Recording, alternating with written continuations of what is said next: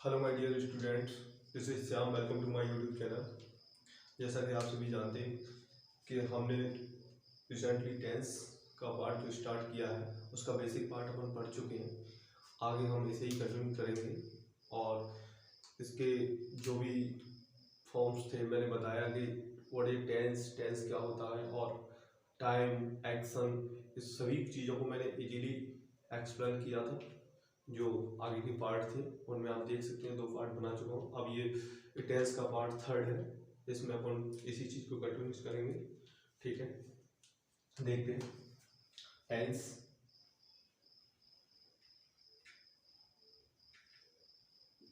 Tense tense में हमें क्या पढ़ना है? टेंस में मैंने बताया कि टेंस के कितने पार्ट होते हैं। तो सबसे पहले हमें प्रेजेंट, पास्ट, फ्यूचर, इन तीनों टेंस में से हमें सबसे पहले प्रेजेंट टेंस को पढ़ना है। प्रेजेंट टेंस की मैं आप सभी को बता चुका हूँ कि कितने एक्शन होते हैं। तो मैं बता दूं कितने पार्टों में से डिवाइड किया गया है। इंडेफिनिट एंड कॉन्टिन्यूअस,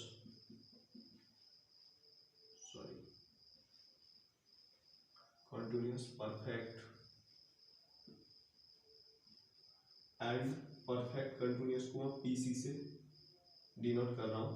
ये 4 ही एक्शन होते हैं। तो इन 4 एक्शन में से सबसे पहले हम इंडेफिनिट को पढ़ने वाले हैं। इंडेफिनिट का मतलब ही क्या होता है? जिसे हम डिफाइन ना कर सकें, जिसे हम डिफाइन नहीं कर पाते, उसे कौन सी प्रोसेस रहती है? इंडेफिनिट। इस चीज का जिक्र मैं पहले भी कर चुका हूँ, ठीक है ना। जहां पे कॉन्टिन्यूअस, परफेक्ट, परफेक्ट कंटिन्यूअस, इन तीनों में से कुछ भी ना हो वहां क्या है? Present indefinite. ठीक है। प्रेजेंट इंडेफिनिट बेसिकली क्या है कि हमारा जो रूटीन एक्शन है उसको मेंशन करता है। जो डेली रूटीन है, इरेगुलर रूटीन है, रेगुलर रूटीन है और हैबिट्स है, इन सारी चीजों को ही दिखाता है। तो जैसे कि मैं कह दूं रेगुलर एक्शन में क्या आता है? आई कम हियर डेली। अरे मैं रोजाना यहाँ आता हूं, मैं रोजाना यहाँ आता हूं। आई कम हियर डेली। ऐसे ही इरेगुलर एक्शन की अगर मैं बात करूं तो कैसे? Earthquake come in Japan. अरे रोजाना तो नहीं आता लेकिन कभी सभी आता है। जापान में कभी सभी क्या आता है?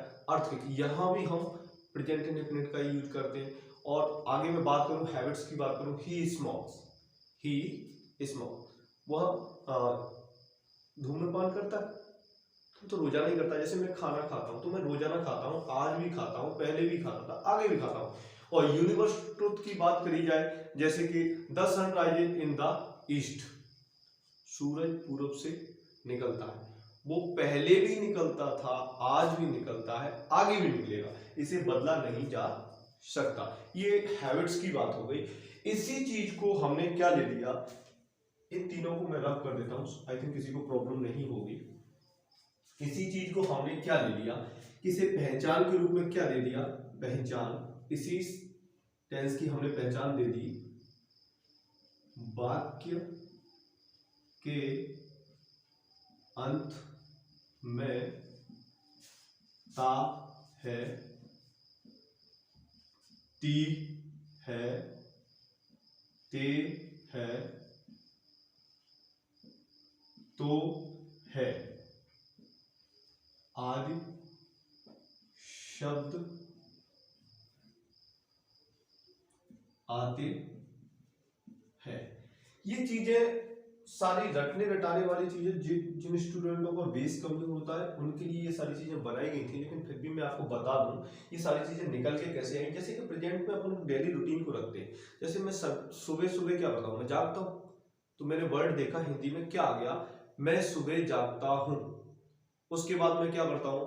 मैं फ्रेश होने जाता हूं। उसके बाद में मैं लंच, डिनर, जो भी चीजें उसमें मैंने देखा, लास्ट सेंटेंस क्या आ रहा है? ता है, ती है, ते है, तो है। ये सारी चीजें हमने यहां मेंशन कर दी। लेकिन इन चीजों को हम रटने की जरूरत नहीं है, ठीक है ना। और भी बता दूं तो वो प्रेजेंट टेंस, प्रेजेंट इंडेफिनिट की अगर बात करी जाए, जैसे न्यूज़पेपर की हेडलाइंस वगैरह, ये सारी चीजें काय में आती है, स्पोर्ट की कमेंट्री काय में आती है, सारी चीजें प्रेजेंट इंडेफिनिट में ही आती है, ठीक है ना। अब मैं बात करूं तो कुछ पॉजिटिव सेंटेंस की, पॉजिटिव सेंटेंस,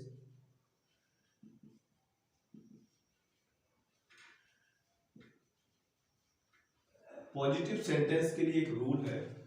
क्या रूल है? इसे अफर्मेटिव कह लो या पॉजिटिव कह लो, दोनों एक ही बात है, इसमें परप्लेक्स होने की जरूरत नहीं है, ठीक है ना। क्या रूल है?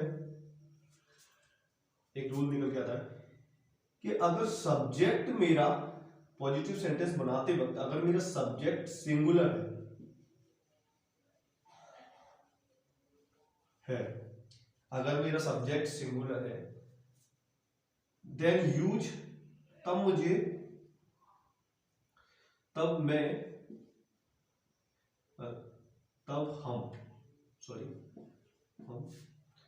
मेन वर्ब के साथ में, मेन वर्ब के साथ में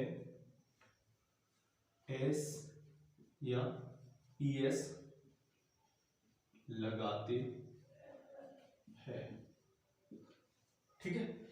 अगर मेरा सब्जेक्ट प्लूरल है तब हम मेन वर्ब के साथ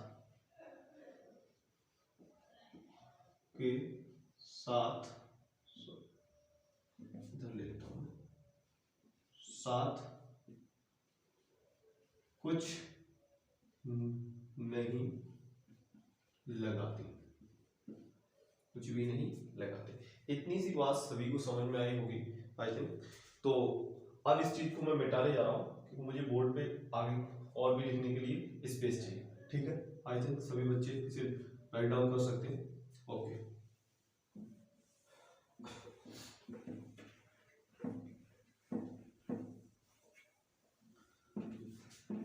अब इसी चीज को मैं एग्जाम के थ्रू अगर समझाने की कोशिश करूं तो मैं कैसे करता हूं, देखो एग्जाम्पल, वह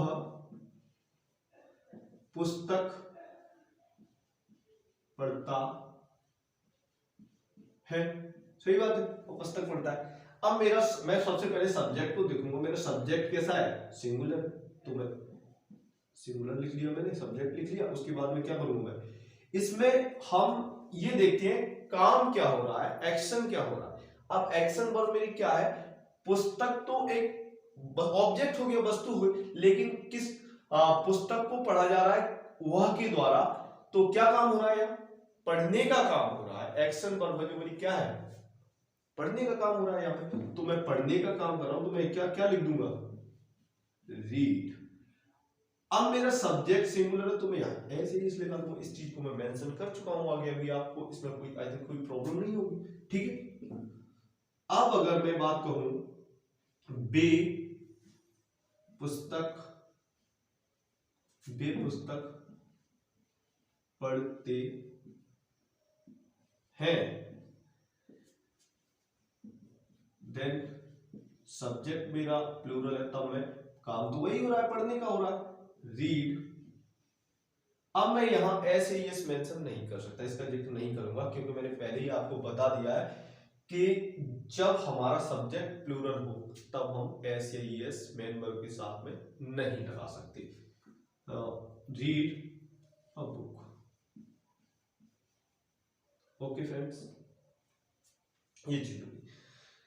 एक बात और मैं आपको बता दूं कि ऐसा कोई सेंटेंस नहीं होगा जिसमें वर्ब ना हो, एक्शन ना हो, क्योंकि एक्शन के बगैर कोई सेंटेंस बन ही नहीं सकता।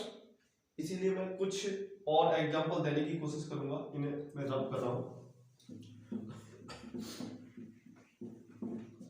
जैसे मैं कुछ सेंटेंस लिखने जा रहा हूं, मैं हूं, सेकेंड सेंटेंस लिखूं वह है, थर्ड लिखूं वे है। अब आप कहोगे कि इन सेंटेंस के अंदर हाँ एक्शन वर्ब तो दिखाई नहीं दे रही।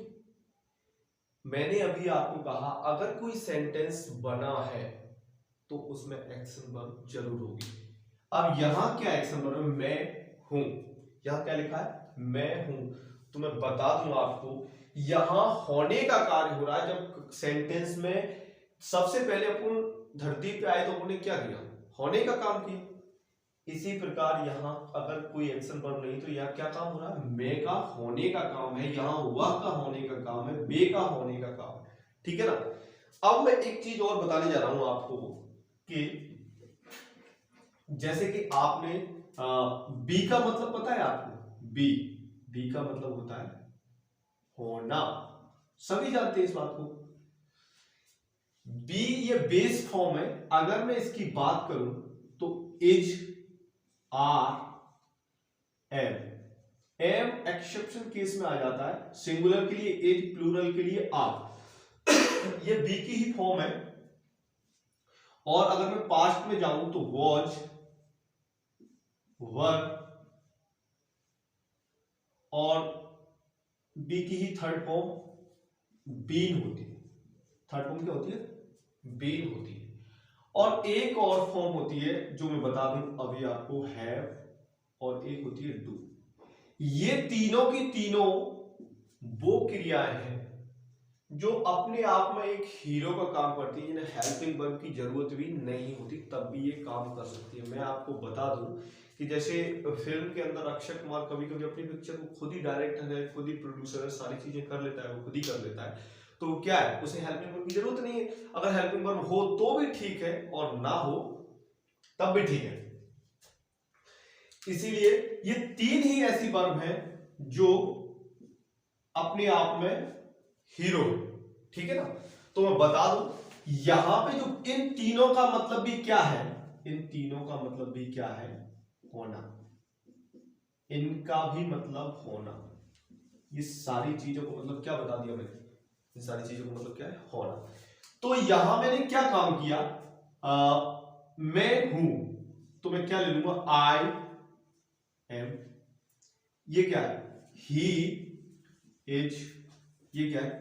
There, sorry, there are. हो गया मेरा सेंटेंस पूरा। ठीक है?